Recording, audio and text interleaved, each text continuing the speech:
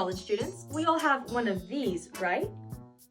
Wrong. A 2024 study conducted by Evervessel, an actual reusable water bottle company, shows that most of us actually have 4 of these. I mean, I even have another one in this room alone. Really, it's the same exact thing.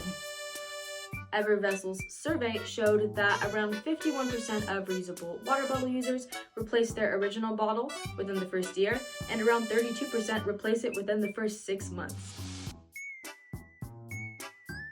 Most of those old water bottles just collect dust in a cabinet somewhere, or they go to a collection of many different colors and many different brands, and there's nothing wrong with that, but what happened for water bottles to kind of take off like this? Every time a new one becomes popular, everyone has it. It seems like it's no longer about the bottle and saving plastic and more so just about the trend. As you would guess, it probably has a lot to do with social media. The rise in aesthetics like green living, crunchy organic, clean girl aesthetic. All of these influencers have these products that make you really want them and feel like you really need them in order to live with their values.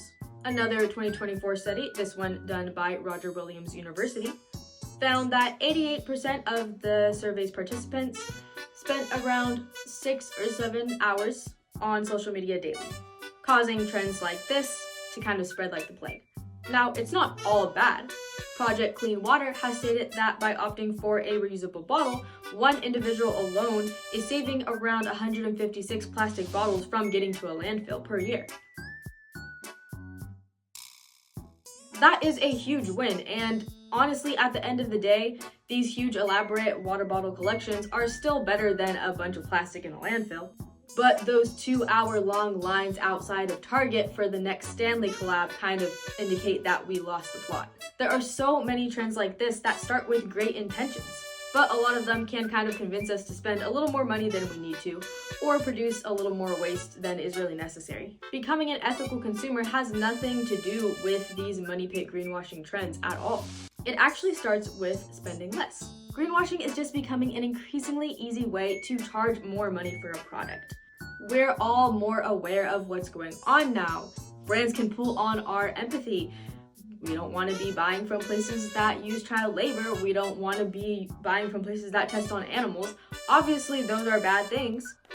But that doesn't really mean that we need to spend $90 on a pair of socks or $10 for a tube of toothpaste.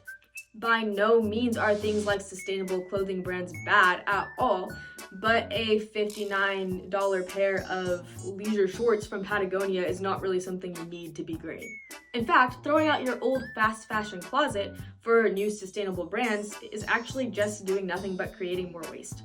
And yes, you're supporting these brands, but at the same time, a lot of them really do price gouge.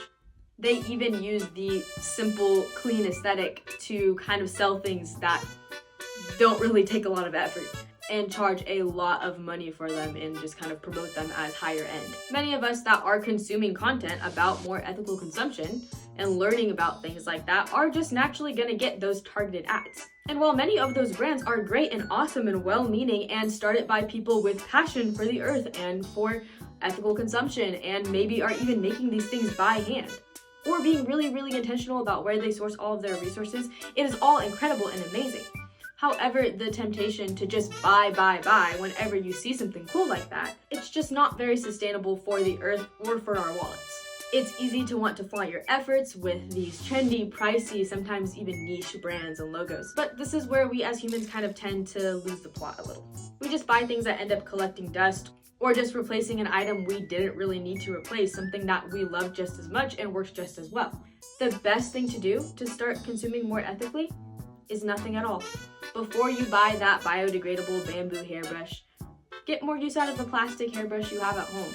Replace it with that bamboo one when you would normally replace your plastic one. If it's something that you're gonna keep buying until you die, such as maybe toothpaste, then go ahead, get the one that's cruelty-free and in a biodegradable package. That's awesome. But make sure you use the rest of your tube of Colgate at home and not just throw it in the trash. Save that tube that you just bought and use it after. Before you buy, just stop and think. 1, do I already have something at home that fulfills this purpose? Maybe like the 3 water bottles or the 20 Starbucks cups that you have, and I don't think that 21st one is gonna do anything better for you. 2, Can I get this for free or more affordably secondhand? Maybe someone in your family or a friend has something that you could borrow, or maybe they have extra of something that you could just take off their hands or buy from them secondhand, cheaper than you would be buying from any other store. 3. Can I easily and conveniently make this by hand with resources I already have? Maybe you used to crochet and you have a bunch of 100% cotton yarn just stored away in your closet that you're not using, and you want to give someone a set of coasters for their little housewarming party. You can go ahead and make those instead of buying some, and they'll be even more meaningful, and that yarn was just sitting there anyway. 4. Is there a comparably priced version of this at somewhere a little more sustainably sourced, say maybe a farmer's market or one of those sustainable brands?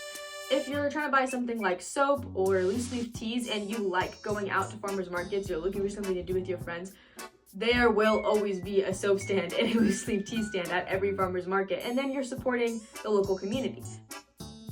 If the answer is no to all of the above things, go ahead and buy that thing. There's nothing wrong with buying things that you need or things that you want. But it's nice to have a thought process to kind of run down and think about, do I really need to buy this? Could I be spending less money and creating less waste? And then after that, the decision is yours. Do what you will with that. But it's nice to kind of think like that first instead of just buying and buying and buying, even from things that are sustainable and ethical.